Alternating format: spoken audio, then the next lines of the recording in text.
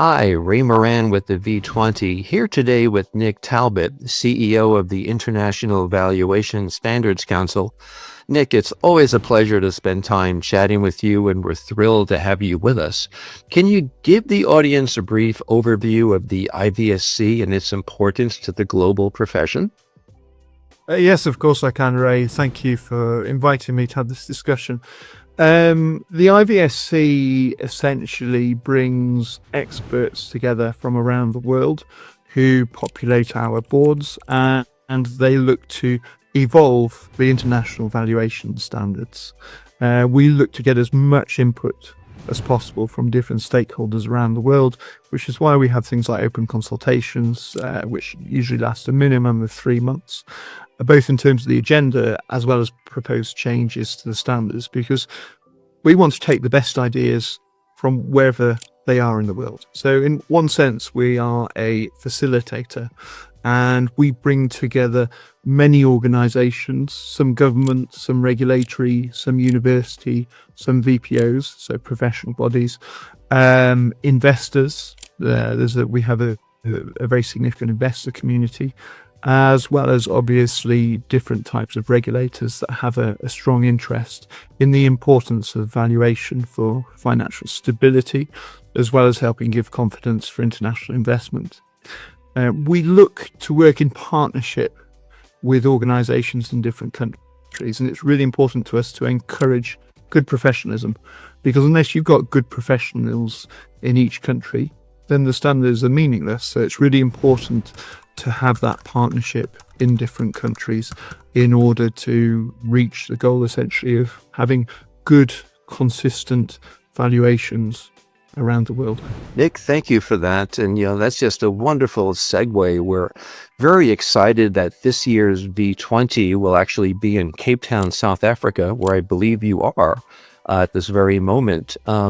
Could you give us a brief discussion of the importance of the African continent and the Middle East, and some rather exciting news the IVSC has about that? Yes, of course. I mean, the African continent, as you probably know, has the fastest growing population in the world currently, and it's seen as a place which is increasingly attractive to business. We have just recruited a new director for the Middle East and Africa, and he will be based in Riyadh. And a lot of this is thanks to Takim, actually, who are helping support us in this initiative. Mostafa has a great background. He's done things like worked on the biggest IPO in Egypt. He was formerly a director in PwC, looking after valuations in the region. And so we're really excited to have such a strong professional joining our team. But that's just the start, Ray. We are also exploring different opportunities to expand that team, both in the Middle East, but also from an Africa point of view. There are discussions going on with a couple of different governments and businesses who may help to support us in terms of having staffing within Africa to work alongside Mostafa. The Middle East is another exciting region. Obviously, there are some significantly developed economies, both in terms of Saudi Arabia and the UAE, and there are lots of other exciting economies in the region which are changing from a focus on oil-based economy to what we'd regard as a more normal market, a more normal economy. And fundamental to that is obviously valuation, having international valuation standards that help underpin the confidence of investors, whether they're domestic or international, as well as opportunities to help encourage a strong profession across the region. So we're really excited about being able to do more outreach, and in some ways also give a greater voice to stakeholders in the Middle East and Africa in helping develop the global approach that's of benefit to all of us. That is exciting news, and I'll reach out to my colleagues at the South African Institute of Valuers, SAIV, to make certain we invite Mustafa along with yourself to come down to the V20. Speaking of exciting, Nick, I noticed that the IVSC is hosting with PwC an upcoming webinar on private credit markets, a really dramatically growing niche in finance these days. Can you chat about that for just a minute? Yes, this is obviously an area that's been attracting a lot of attention. In fact, we had a meeting just earlier this week with IOSCO Committee 5, which focuses on investment from a securities regulator point of view, which touched on this. The series is going to spotlight major emerging issues in financial markets and the role of valuation professionals in navigating those developments. It's designed really to bring together global experts, to help promote stronger governance, enhance transparency, and help build market confidence through international standards. So there will be a few different webinars that complete this series, from a tech-driven valuation perspective in terms of opportunities and oversight, real estate valuation in a shifting landscape, and managing valuation risk, from identification through to mitigation. Now, you'll know as well as I do, Ray, that private credit markets are very much under the spotlight and have been for some time recently. That's partly because if you look at things like private capital assets and the management, these have tripled in the last decade. And according to the IMF, they now surpass $14 trillion globally. And private credit alone has grown beyond $2 trillion. And with that, naturally it draws increased scrutiny from regulators, including the SEC, the ECB, and the FCA. And, with growth, usually you get greater complexity, greater valuation risk, and there's really a need to make sure there's sufficient transparency and robust governance. Now, the new structures in private credit markets are making these investments accessible to a broader pool of investors, and that includes retail investors too. So not just sophisticated institutions and high net worth individuals and families, but the shift, introduces new liquidity considerations and raises the stakes very much in terms of valuation accuracy and investor protection.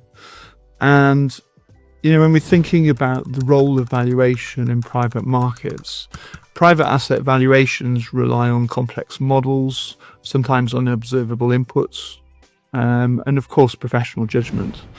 And unlike public markets, which obviously, have the benefit of a greater degree of transparency and from continuous price discovery.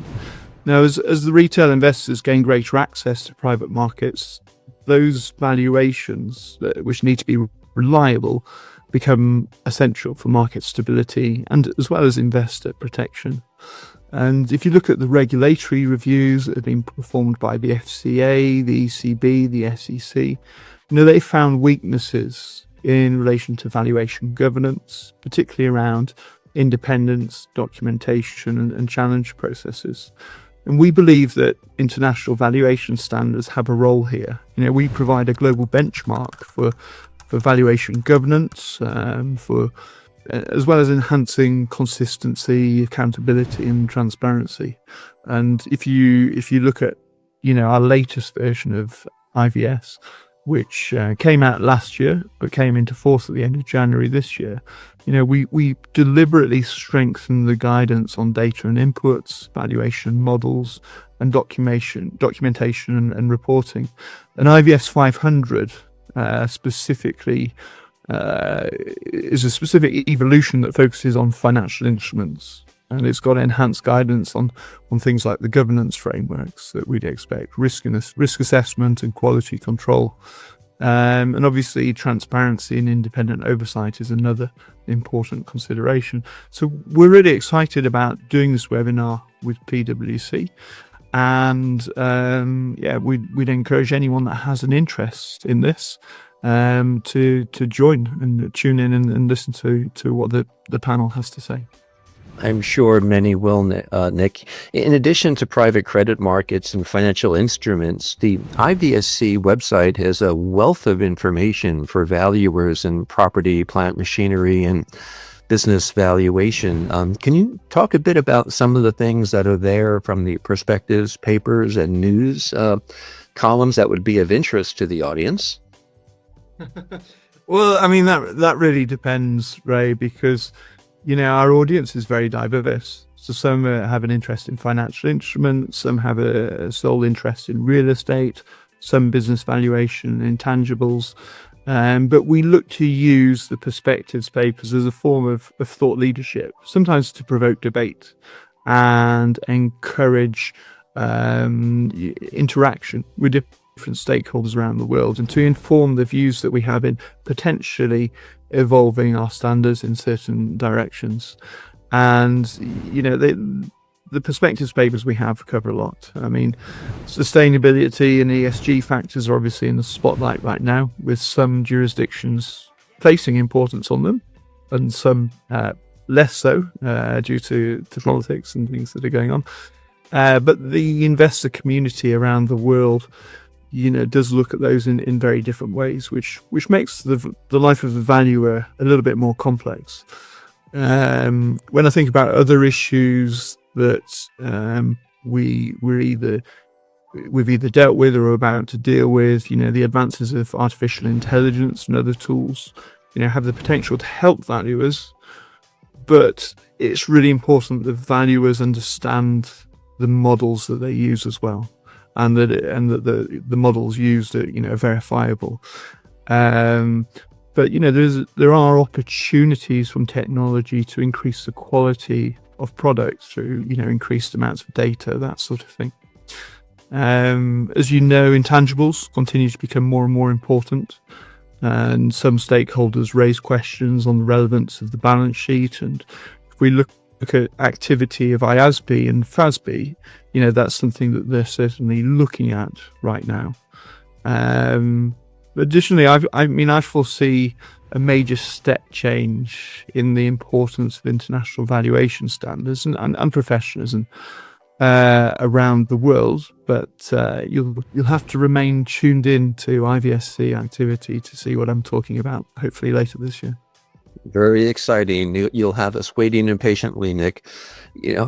Looking forward to seeing you in Cape Town. Any final thoughts on the V20 for the audience that you'd like to share?